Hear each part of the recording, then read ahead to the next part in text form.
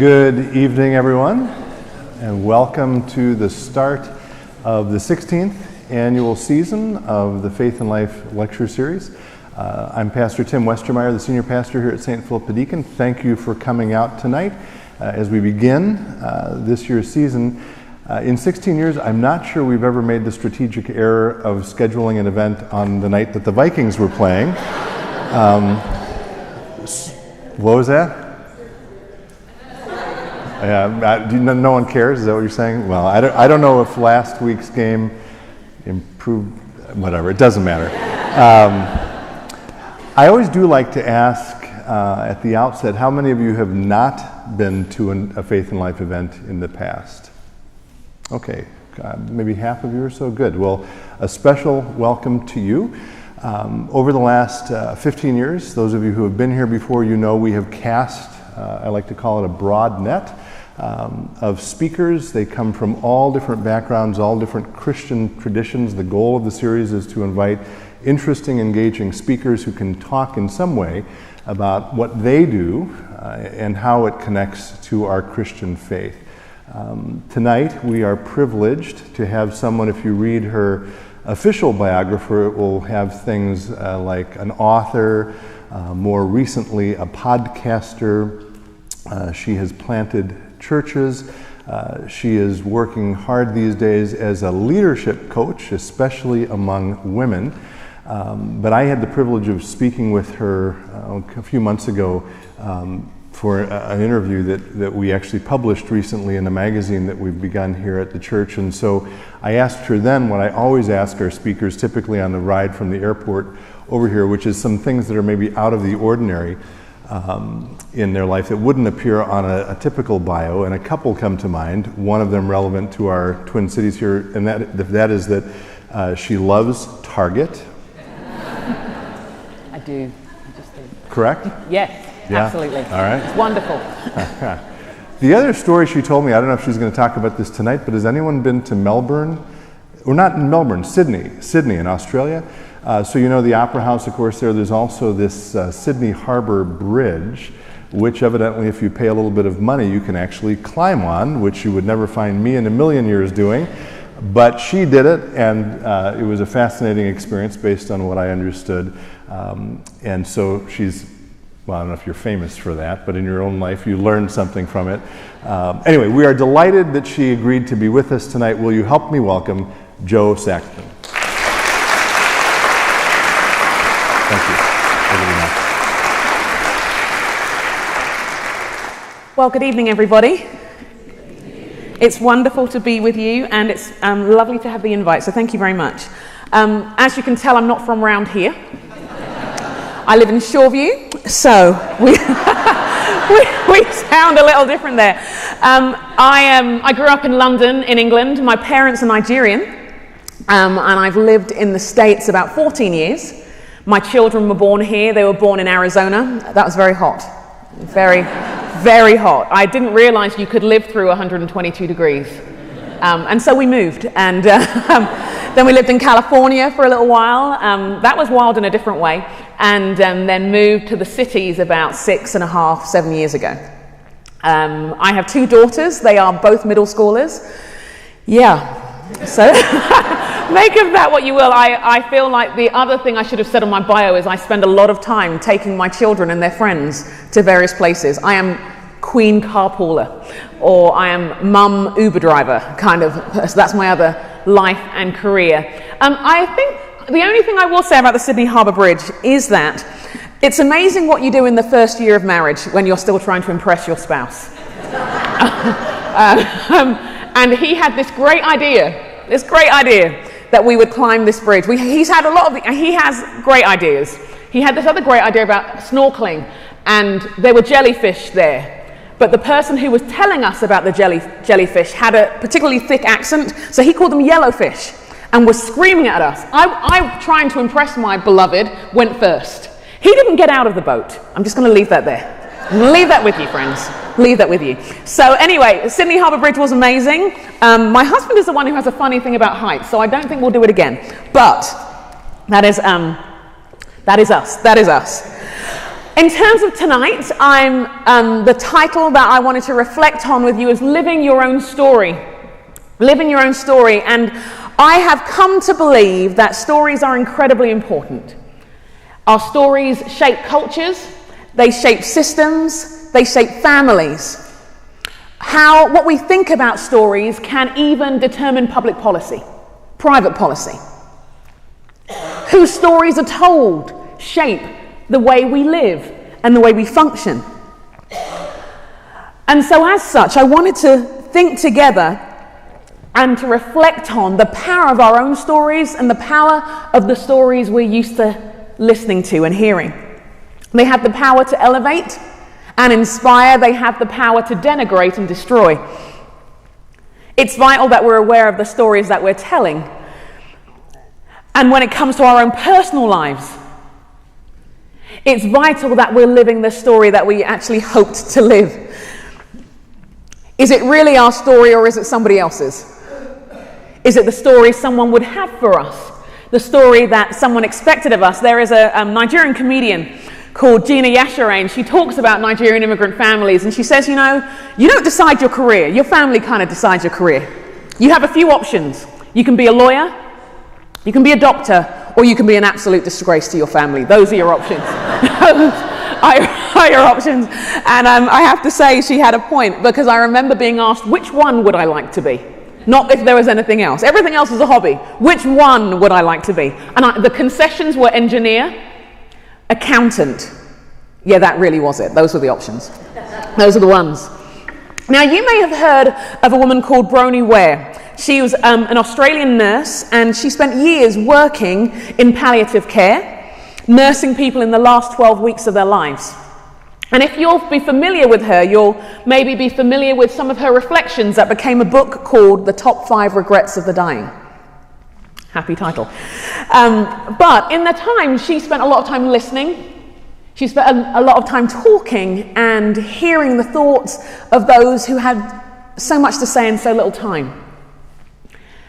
And these were the things that she said were the top 5 regrets. The first one, and she said this was overwhelmingly so: I wished I'd had the courage to live a life true to myself, not the life others expected of me. And in the interview that when I first found out about her, it said this was the most common regret of all, she said. When people realize that their life is almost over and they look back clearly on it, it's easy to see how many dreams have not been fulfilled. Most people hadn't honored even a half of their dreams, and they knew it was due to the choices they'd made or the ones they'd not made. The second one was, I wished I hadn't worked so hard. She said this one was one that she heard every man say. The third one, I wish I'd had the courage to express my feelings. And then she spoke of the relationships that reached an impasse because the crucial conversations weren't had. I wish I had stayed in touch with my friends. And then the last one, I wish that I'd let myself be happier. Fascinating, isn't it? Fascinating. And from that point on, she basically makes everybody ask themselves the questions. What are the regrets that you have? And what would you like to do about them now? When I was reflecting on her, I thought of the stories that I'd heard and known as people were reflecting on their life. One was a woman called May Butterfield. Emily May. She grew up, many of my stories will be English because I lived there for such a long time. She grew up a number of years ago, and she had a very violent father. She left home determined to be free. She was functionally illiterate. She had been told by one of her teachers she would never be anything, that she was stupid. So she got up, she walked out of the classroom and never returned. She was a very strong-willed person. She refused to fall in love. If ever she felt she was getting feelings for someone, she was so afraid, so defined by what she'd grown up in, that she'd run and jump into a lake to shake it off. But she loved children. She loved children, and this will show the age and the span of history she lived in. She loved children, and so she wanted to look after them. And during World War II in England, during the era known as the Blitz, when the Blitz was happening over London, she had moved outside London at this point and began to take children in to provide a place of safety, provide a place of home. When the war was ended, she just carried on. She'd got into it by then. She did all that was required to become a foster mother, did all that was required to look after children, year after year after year. When she was in her 70s, and it was the 70s by then, she was urged to stop. Not because she was doing anything wrong as such, but she was in her 70s by this point. But Emily May wasn't finished with her own story. So in her 80s, she gave up smoking. She'd been smoking since she was 14, but she decided in her 80s it was a filthy habit. And so she decided to stop. In her 90s, she decided to do something about the education she didn't have. She went back to school. And at the age of 96, she earned the award of England's most inspiring learner. She'd taken the national exams that 16-year-olds take. And so she'd got her English and she'd got her math. We say maths in England. I feel I'm just going on too long when I'm here, when I say it. And she got her math and then took computer courses and tried new things and discovered new things. She was not done with her story. She was a woman with the gift of a long life. And so by the time she passed, she turned and said her farewells to the children she had fostered, the ones she'd looked out for. She bade them her goodbye because basically her mind and her spirit had worn her body out. She passed away at the age of 102, having fully lived an incredibly rich story in the face of adversity and struggle and confusion and loss. Another story, very different person called Gabriel. That's where the similarities with the angels ended. Gabriel was a charmer. He was particularly charming amongst women. He seemed to have a gift that he seemed to use a lot with women. He married young. He had ideas and dreams.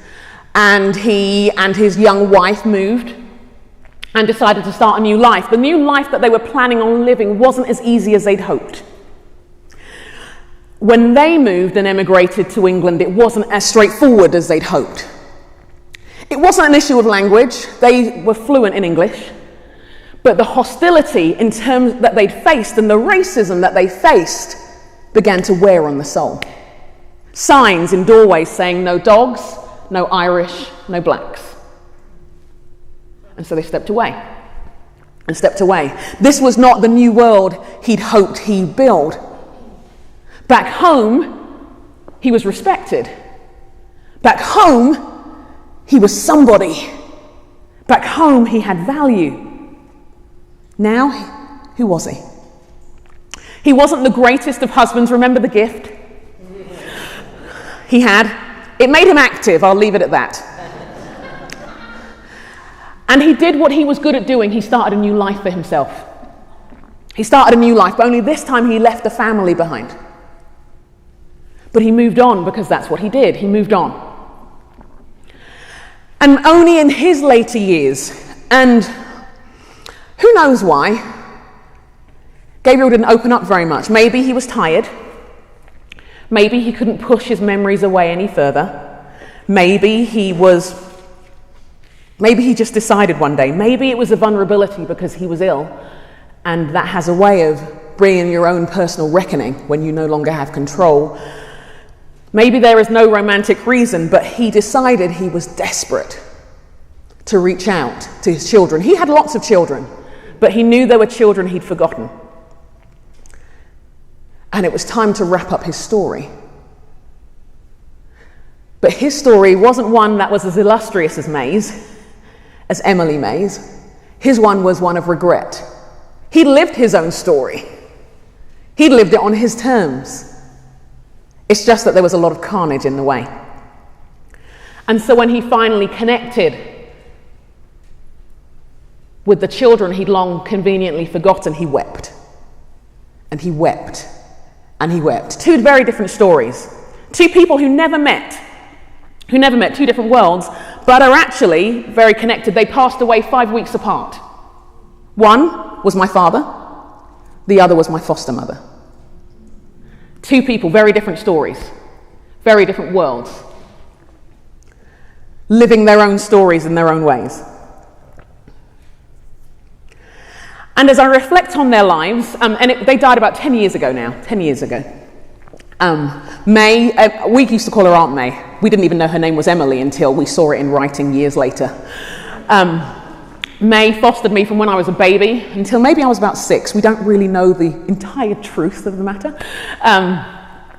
So by the time I was one of her last children that she fostered in her 70s while still smoking.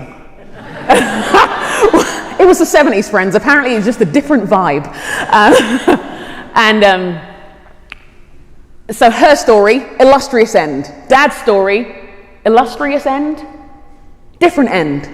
Redemptive end, but different ways of living your story. And for me, it begs the question. It begs the question for me, but as we reflect on, yes, on faith, but also our lives, and also the way our stories intersect, are we living in the freedom and the fullness of our actual story? And if not, is it ever too late to rewrite it? And if we can't rewrite certain things, if it is one long first draft, do you get another chapter?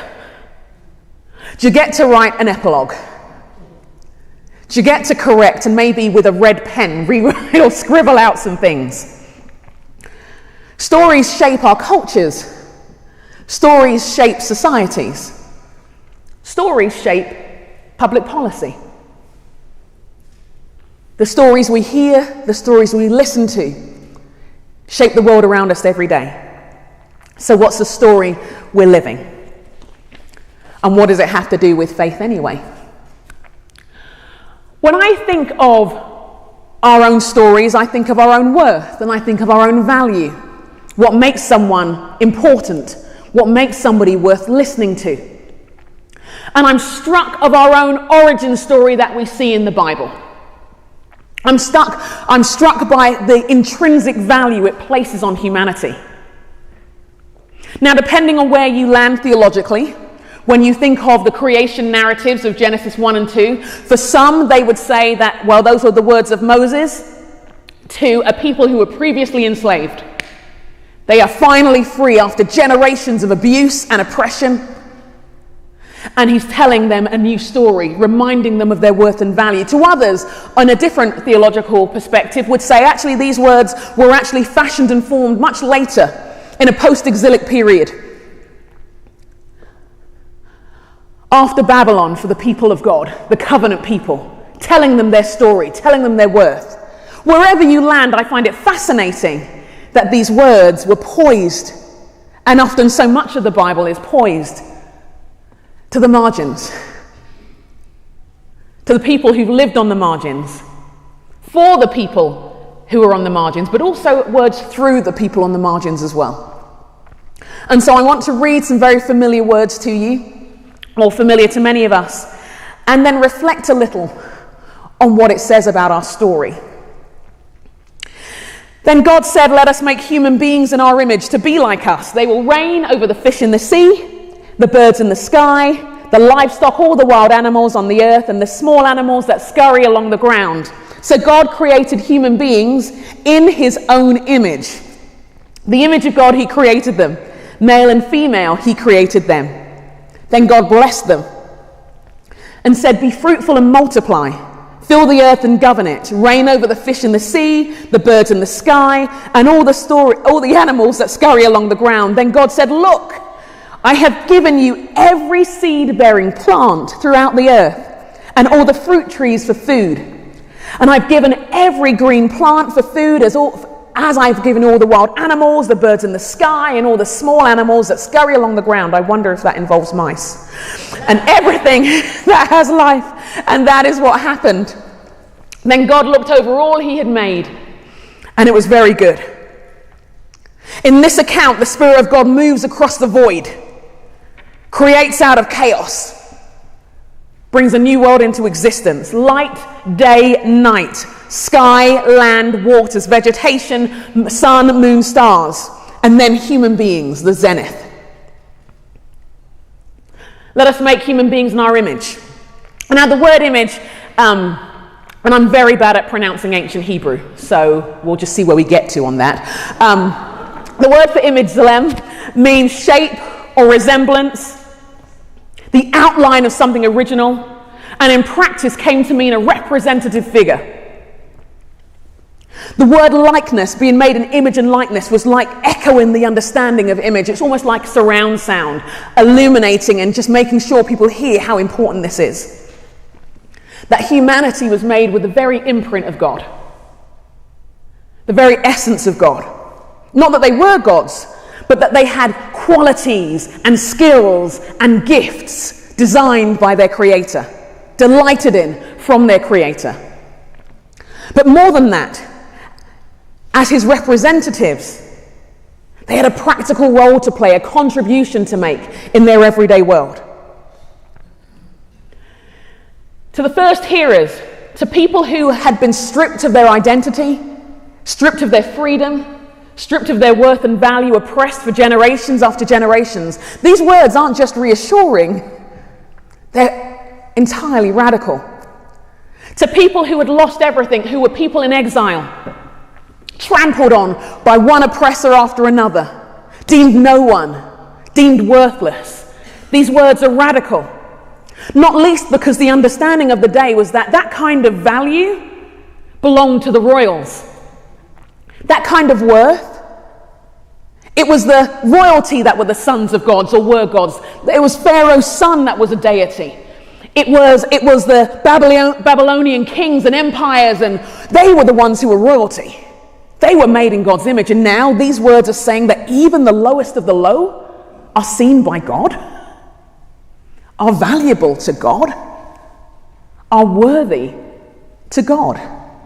And not only are they valuable, and not only are they worthy, that they have a place to represent him in the world, that they've been infused and imbued with gifts and talents and skills and ideas, that way they have with numbers, that way they have with welcome. Those things that come naturally to them were supernaturally shaped. You mean anybody gets to be important? Anybody's story matters? Anybody gets to be valuable? That these things aren't a concession? And I thought it was just a pretty story telling us how things came to be and why mice exist. And wasps. And those, anyway, I digress, friends, I digress.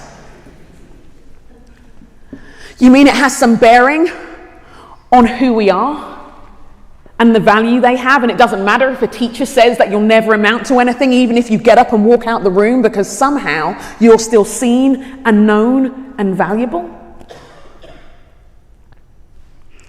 I can't even imagine what it would have been like to hear this description for the first time. I can't even fathom what it would have been like for people who'd lost everything, who had been dehumanized for generations, to hear that they were valuable, that they had worth, but not only that they had value and worth, that they had potential. They had a contribution to offer. I find the word simply staggering. And when I think of our world today, and when I think of the way we live our lives today, it makes me ponder their implications. What are the implications of God seeing people with value before they've ever done a thing? Before they've ever got a grade? Before, please God, they've ever scored a touchdown? What are the implications before they ever got anything right? before they ever got anything wrong? What are the implications on their value when it didn't ascribe that value to a particular class, particular economic bracket, a cultural background, or a color of skin? That all of those people had value? I can't remember who said the quote now, so do forgive me, but I know it wasn't me. And they said, our words create worlds. Our words create worlds. What worlds were being created for the first hearers of these words? What worlds are being created when we forget the importance of these words? What worlds are being created if we take these words to heart? I'd like to suggest a couple of things for our own reflection. I'm a passionate person, so I always think my latest idea is the most important one. I say that as my disclaimer. Although I hold that on target, because I still believe that's true about Target. But when I think of our cultural moment, when I think of the moment we're in, I do think that we do need to recapture in our understanding of faith and language the importance of humanity being of value, of being made in the image of God. I think it is one of the most valuable things we could shout from the rooftops. Why? Because dehumanization often starts with language. Dehumanization starts often with language. We see it with Pharaoh describing the Hebrews to the Egyptians and why they needed to be enslaved. And I'd love to say it ended there in the pages of a book. But we know that dehumanization and language is something we've seen again and again throughout history. Dehumanization in our language makes certain things allowable. It makes certain things possible. It makes atrocities moral. So during the Holocaust, Nazis described Jews as subhuman. They called them rats, depicted them as disease-carrying rodents. In the Rwandan genocide in the 90s, the Hutus called the Tutsis cockroaches. Indigenous peoples in different parts of the world are described as savages. Some might say noble, but still savages. Serbs called Bosnians aliens. Slave owners throughout history described people as 3/5 human.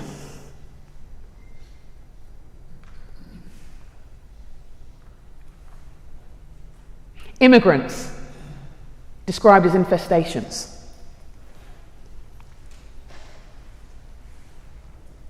What do we do with rats? What do we do with aliens? What do we do with savages? And what do we justify when we have described people made in God's image that way? It makes me wonder if our voices could do with getting louder about the basic value of human beings. It makes me wonder if we need to remind people that there was never an economic balance on worth. And that sometimes that our assumptions, because language does create assumptions, the stories we tell creates assumptions, that we might want to check them again. Those are the big picture things. But I remember one of my friends telling me, and again, English story. She was from a Jamaican background. She was in a Jamaican background, and we became friends in Bible college, and we moved to a city nearby after that. And she told me how much she'd wrestled academically.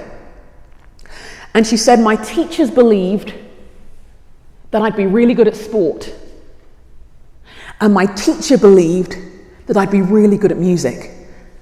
And they told me that that's what you people do. I know. Those were the assumptions they were used to. And so they geared her into certain classes. She hates sport. She cannot sing. And she doesn't like to dance. But she could live in a book for months and months. And I remember I think we were standing in a hairdressing salon, so it was a little awkward. But she just started weeping and weeping because she wasn't seen. Someone had assumed her story. They'd ascribed value. And I think they thought they were helping. Who knows? On one level, we're all trying to do the best we can. On another level, we do stupid things. And she had to reclaim who she was actually wired to be. She had to reclaim her worth and her value and her potential again.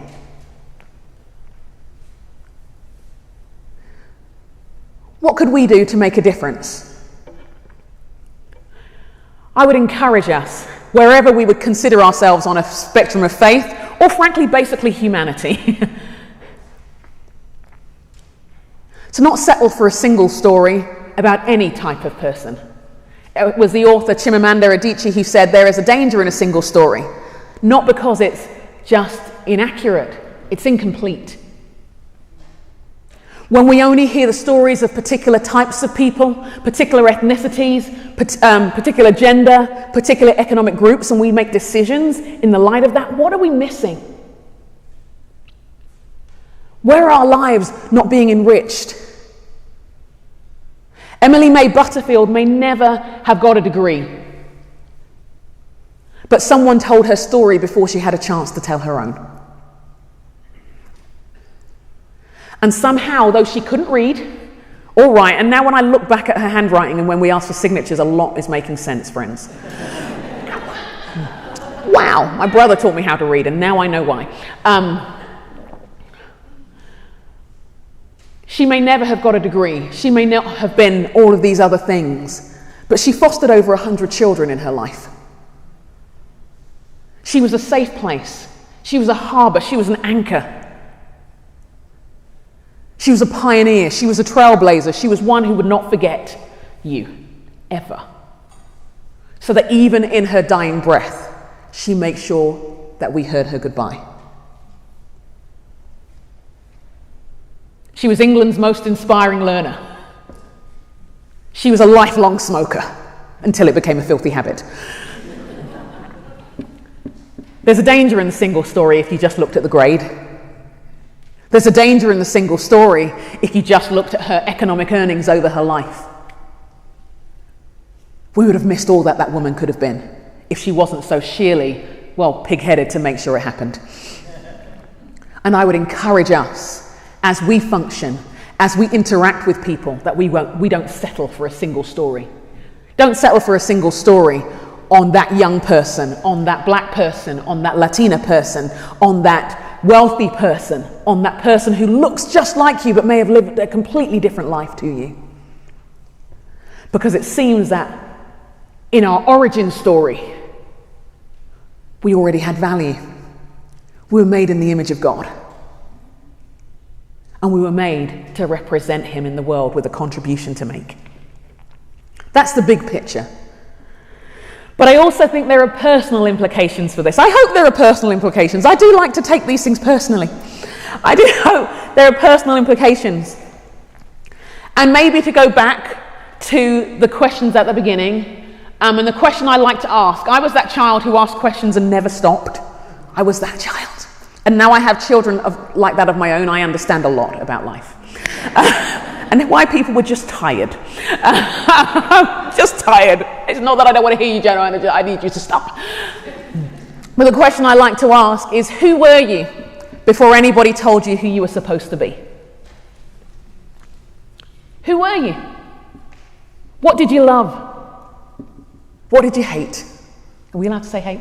Oh, too late. What inspired you? What were the hills you die on? What were the duties that were your honor to fulfill?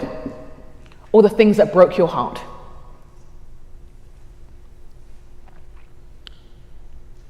Who were you before anybody said what was expected? Before, in my case, I was going to be a doctor or a lawyer. I was going to be a doctor. I did think about it, and then I realized I don't like the sight of blood, and that would make it awkward. And I remember applying to college and writing that, applying for law degrees. You major straight away in England. And my sister saying, are you applying to be a lawyer because you want to be? Or are you applying to be a lawyer because you are a Nigerian who's grown up being told that's what we do? Like, probably both.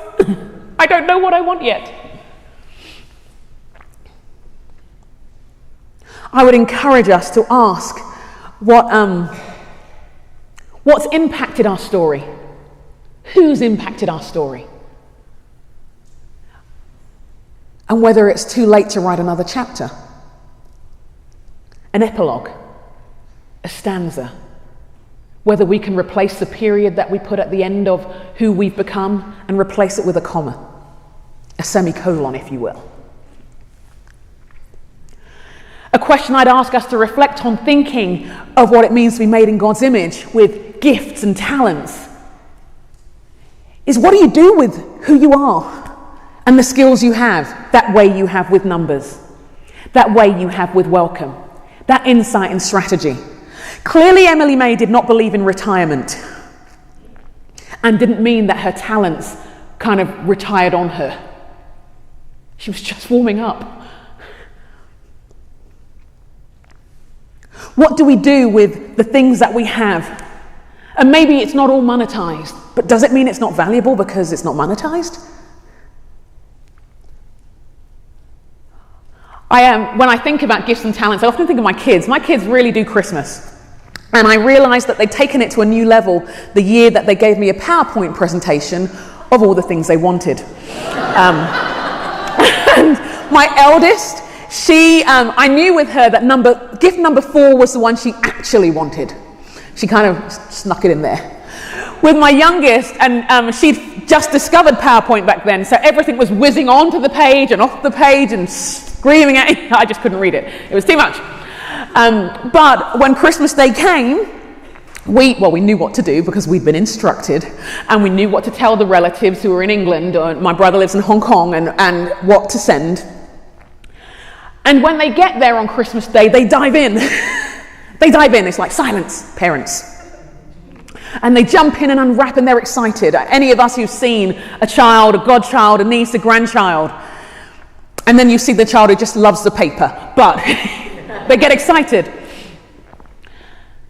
And yet sometimes I think with our gifts and our talents and our abilities, the skills that a creator delighted to give us, it's like walking past on Christmas Day and we're like, it's a little arrogant to pick that up. Or maybe we open it, put it away. Or we discredit it, we push it behind the tree somehow. We pretend it's not valuable or important. We call it humility, of course, because that's what we do. And it's spiritual that way. But I wonder what would it be like to unwrap the gifts that you have. What it would mean to a friend or a neighbor. What it would mean to a family member. What it would mean for our culture. What it would mean for the child in a school for whom English doesn't come easily, but if someone would help them read. What it would mean for the family who are just trying to make ends meet and would love to get out of debt, but no one ever taught them how to budget. But you have a way with numbers. What it would mean for someone who needs to be welcomed. And they need all the Christmas cookies that you would love to bake. All of them. And then some more. And what it would feel like if your gift impacted their life. Whether you'd remind them of their value too. Or have we left our gifts and talents unassigned under the tree? Left unwrapped for when someone else says they're special? Left unwrapped and used and then retired because we were told that was when it was supposed to stop. That was as though when our value stopped. I do dislike ageism, I have to say. And maybe it's because in a Nigerian culture, your elders are your elders. And they are the fount of wisdom, which is a mixed bag, I'm not going to lie to you. But still. And maybe it's because my mother, one of my mothers, didn't decide when she got told that her gifts weren't worth using anymore. What would it look like for each and every one of us to go back to that tree and unwrap the gifts and use them in a hurting world. And then finally,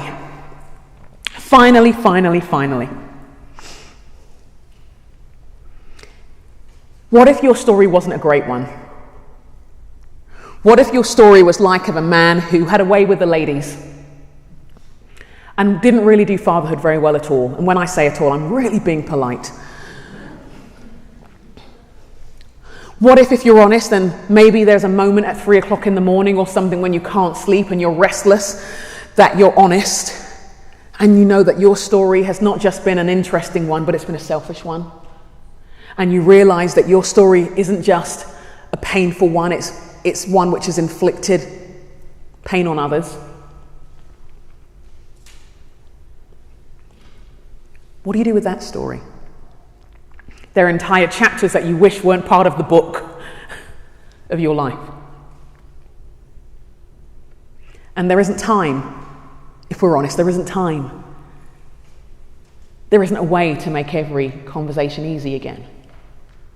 And all you can do is weep, because you know you're desperate. Not necessarily publicly, but you know you're desperate. I would contend that even those stories aren't necessarily finished. I was saying to Tim earlier that I liked stained glass windows. I like stained glass windows because part of their purpose was to tell people God's story. And for those, whether you could read or not, you had a glimpse of glory. And I remember a friend telling me, I will come to land. I remember a friend telling me, I don't know, I was going through some drama, probably about a guy, but who knows. And she told me this story that she'd heard, and she said, you know, in England, well, in the United Kingdom and in the area of Northern Ireland, there was an era called the Troubles. And in the Troubles, some devastating things happened, and it would be way too long to explain what the Troubles were about, and I couldn't even honour the situation to do it well. But one of the consequences of that time was domestic terrorism. And there would be bombings and things detonated, and often around churches. And there was a particular church, and this happened in a few places actually, but there was a particular church where the building remained, rocked to its foundations, but all the stained glass windows were blown out. And what the priest did is he went out into the community and he found the glass. And he found the glass, the big pieces and the tiny pieces, and he put them together and they made a new window. The story of God in that community was not done. It may not have been what it was, and maybe we had nostalgic moments about that stained glass window that was in the corner, but there's a shard of it still here. There's a new story. And when I think of our stories and the call to live our stories and the influence our stories have on other stories and the regret that can leave us with, it can leave us hopeless. But I do think of the big arching meta story, meta narrative of our faith, that there is a great high priest who picks up the shards of broken lives, the big pieces and even the imperceptible ones, and creates a new window for the sun to shine through. And so although Gabriel's story was not the most wonderful, although it was not the most, it wasn't even the happiest really, there was still a possibility for a redemptive reconciliation at the end. There was still a chance for a new beginning.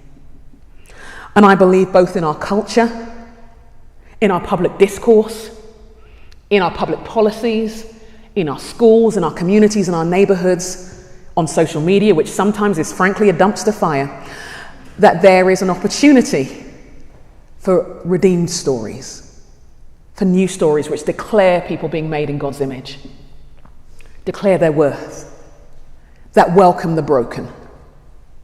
I believe in our personal lives, if we've lost sight of who we are and we're filled with regret, that there is still a redemptive story that can be ours.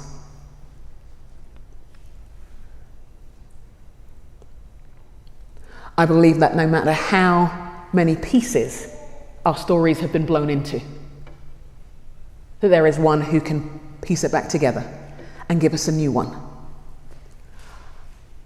I don't know how our stories began, and I don't know how they end. But I would encourage us, both publicly, in our communities, to tell new stories and to tell good ones, to remind people of their worth and value. But I'd remind us personally to acknowledge that we get to write a new story too. And may that new story, new every day, influence the world around us and remind people of their value. Thank you.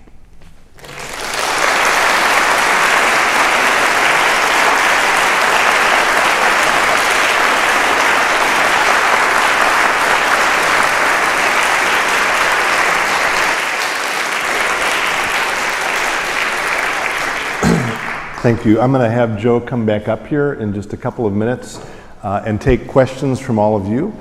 So if you had some that came up while you were listening to her, please formulate those, and you can come up to the mic to my left or my right.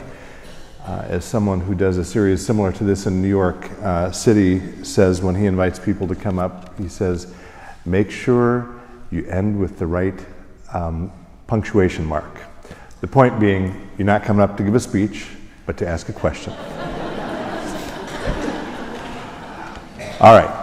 A few things while we let Jo rest her voice for 2 seconds. If you look on the inside front cover, you will see the rest of this year's season for Faith and Life. The next speaker coming up is Becca Stevens. Becca is actually someone we've thought about inviting for a long time, and we finally were able to make it happen. She is the founder of an organization called Thistle Farms. Has anyone heard of Thistle Farms out there?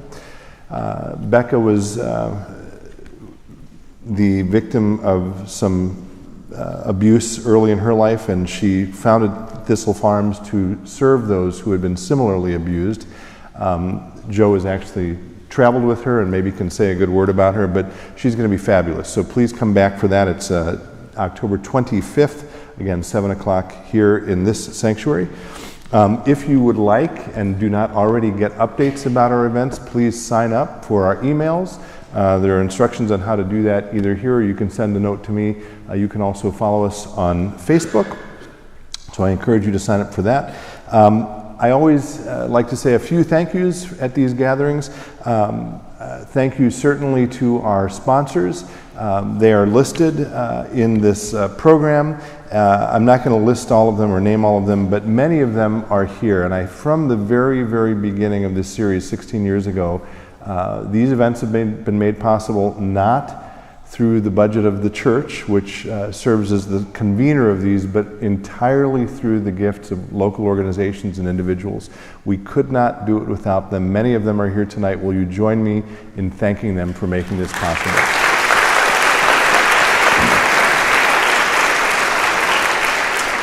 I also want to thank Subtext Bookstore, which has been a partner of ours there in St. Paul, an independent bookstore. They will have copies of one of Jo's books, I should say, The Dream of You, available for sale out in the narthex. Jo's also going to hang around, and she will be happy to inscribe those. So thank you to Gary, wherever you are, somewhere out there. I'm grateful to you. Jeff Elstead, thank you. Jeff has been with us from the very beginning and plays the intro and the outro music, which actually someone was entering tonight. I'm not making this up. They said, I always get here early so I can listen to the beautiful music. So Jeff, thank you for that. We're grateful to you. And then finally, I do want to say a word of thanks to all of you for coming. I'm passionate about this series. I think it's important. I think that the people we are able to bring in are amazing, and it is a gift to the community. But we wouldn't do them if no one came. So thank you for coming out, even when the Vikings are playing. And if you've enjoyed it, please tell a friend. I really do think these are valuable and important conversations, and we'd love to continue to see it grow. So thanks to all of you for coming out this evening. All right, Jo, I'm going to invite you back up. And if there are those of you who have some questions, please make your ways to the microphones, and don't be shy. Sometimes it takes a while to get this started. All right. Oh, you've gone. Okay. So What's I'm that? really answering these questions. You're not answering any. I was not going to answer your questions for you. That's fabulous. Thank you. That's not the way it works. First of all, thank you very much. You're a very engaging speaker, and I'm going to break the rules by making 2 comments before my question. Okay. Obviously, God's gift to you is public speaking. You are excellent at it, and I hope you never quit. And also, I believe He gave you a gift of words, because the words you choose in your stories are just wonderful, and it kind of takes it to a different place, so thank you.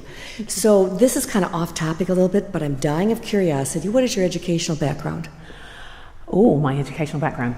Well, I went to school, and I did, in England you major straight away, you kind of narrow way earlier than you do in the US. So at 16 you take like a basic set of exams, and then you narrow down to 3 or 4 subjects. So mine was history and English language and literature, religion, theatre studies, and then I ended up doing biblical studies at college for a few years, did biblical languages, stuff like that. Okay, great. Thank you. Thank you. So I didn't do law at all.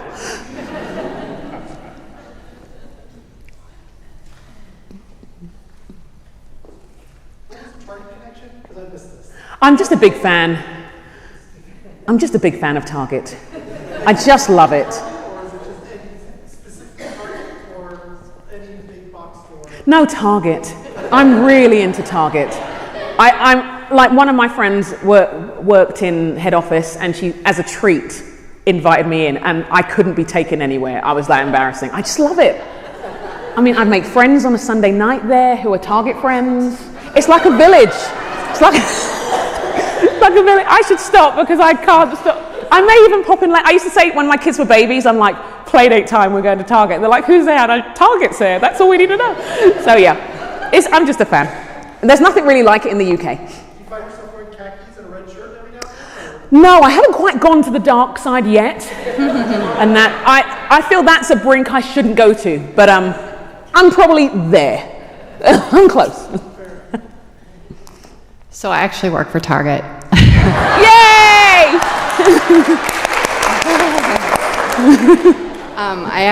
I recently took on a very large design team, and I'm newly Christian. I was Catholic, raised Catholic, and kind of found my faith in the last few years. And as I've been exploring like leadership, I've been following you, and I'm just curious because I know you do coaching as well. So yes. Can you talk a little bit about that, and how might someone like myself contact you for something? Okay.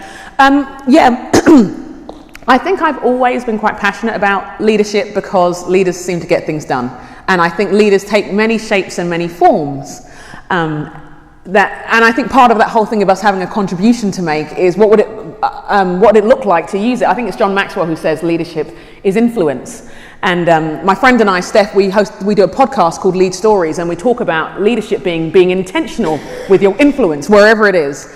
And so I'm always excited about seeing people, whether it's with your neighbours or in your place of work. What does it look like to be intentional with the influence you have there?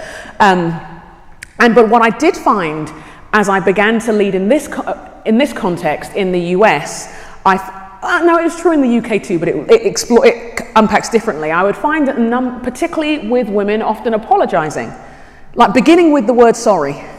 And when they were describing their talents and abilities. And I don't mean in the sense of being demure about it. I mean apologising for its very existence. And I would often find people feeling kind of conflicted about their talents and their skills if they didn't fit into what they felt was their cultural box. Now, I'm from a different cultural box, so you always see things slightly differently when you're looking in, don't you?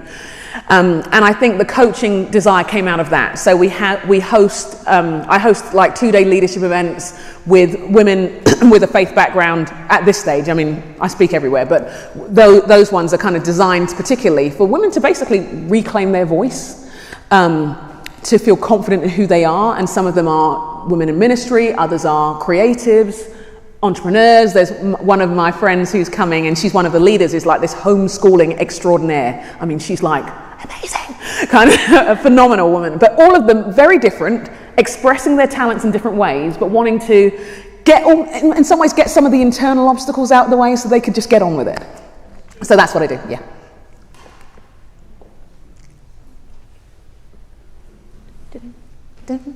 Sorry.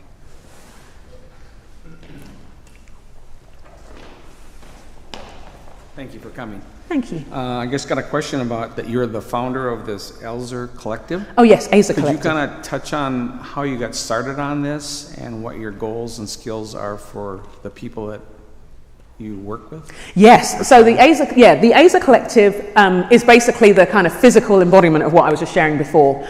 In terms, and I started about a year or so ago. I started unofficially for a while, and again, it was gathering women into groups who were leaders and feeling stuck. And so a lot of it was listening to them and kind of hearing back what they were saying. I've been involved in coaching informally for a number of years because I'd done Myers-Briggs training and was a practitioner in that. And so when I was working with churches, we'd often use some of those tools.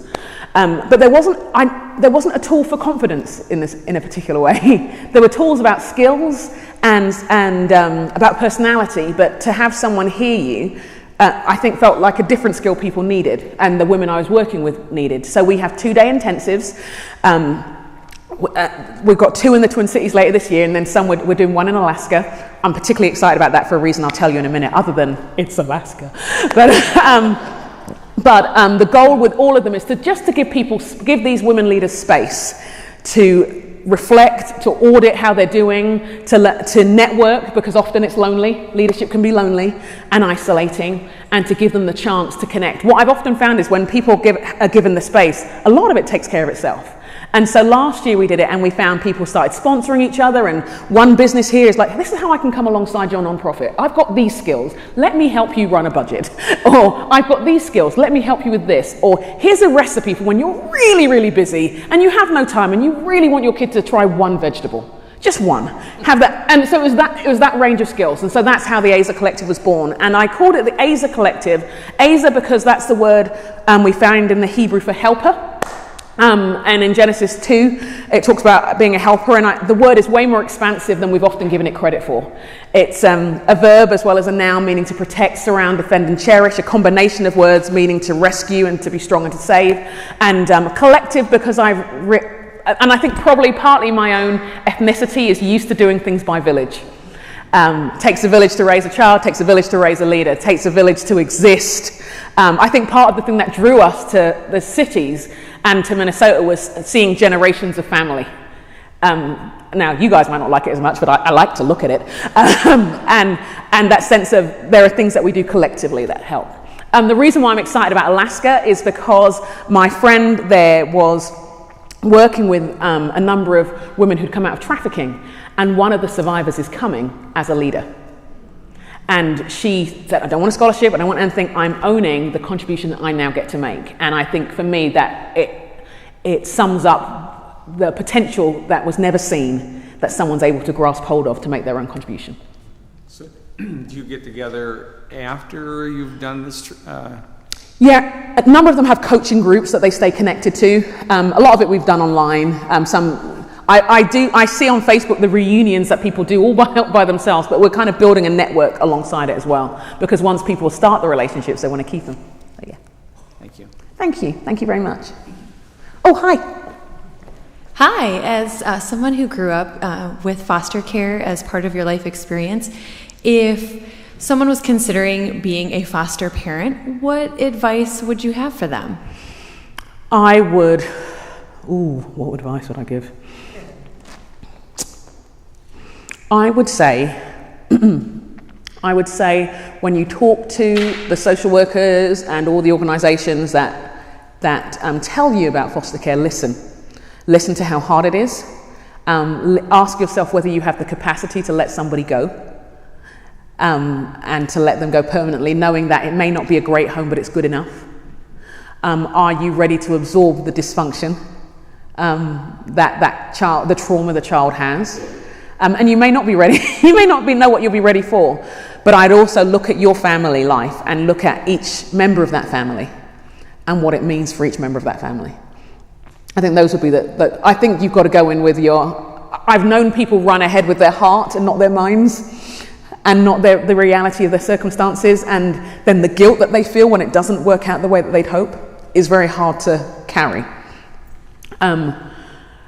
But I mean, if you're wanting a really simple, straightforward life, I'd say don't bother. I say no, don't bother. And I think I would say you don't forget them. And they don't forget you. They don't forget the impact that you've made, and I would say that from not just from my own experience, but the people I know who've also been fostered, it's a significant chapter. So if it is something that's a right thing to do, and I mean, it's always going to be a sacrifice because life does that, but I would say that it's an incredible way to make a difference in somebody's life. I mean, I'm biased, obviously, but I would say that. You're welcome. Do we have a final question from anyone? Oh, okay.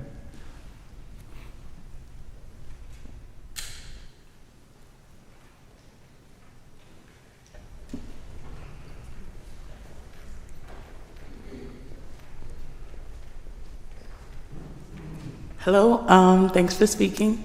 At what age did you discover that you had a gift, and how did you discover it? In terms of communication and stuff? Very reluctantly. I discovered it very reluctantly. I think I would say I was the last to know. I was the last to know that I was a leader of any kind. I was just getting, what I describe as getting on with it. But I kind of had this moment like you sometimes see in movies when a character looks back and they have flashbacks of all the things that had happened in their life. And I didn't feel very confident. I do remember having a very distinct conversation in prayer with God saying I would never speak publicly. So that didn't work very well at all. And I will take that up with him at some point about the listening thing. But I think in my teens, my teachers were very good at cultivating. They were really, I'm still in touch with one of them. Very good at seeing what I was good at and would encourage me with things. My youth pastors were very good at encouraging me with things. And because they knew I struggled with saying no to things back then, they'd just give me opportunities. But I would say it was something that was uncovered over a number of years. And then I finally had to agree with what I was seeing before my eyes. And you know that thing about the regret, the number 5 regret of the dying was, I wish I'd let myself be happier. I think I had to let myself enjoy it. I had to let myself think, actually, I'm good at this. I enjoy doing this. It makes me laugh. Go with it. But that took quite a while. That took quite a while to go. I was more like, I used to actually be physically sick. I was like, no, it just wasn't, I wasn't well with it. I'll leave it there. Too much information.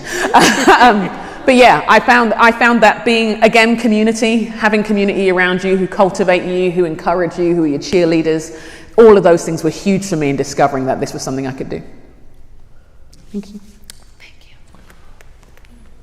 Okay, if there are no more questions, again, Jo is going to be out. Don't go away. Okay. She'll be out in the back and was happy to sign books or take questions one-on-one, I'm sure. Again, I want to thank all of you for coming out. And Jo, we are so delighted that you were able to be with us tonight. As a small token of your time with us, we've got a little granite plaque which says, with thanks to Jo Saxton for bringing faith to life. We thank you very, very much for being here. Thank you.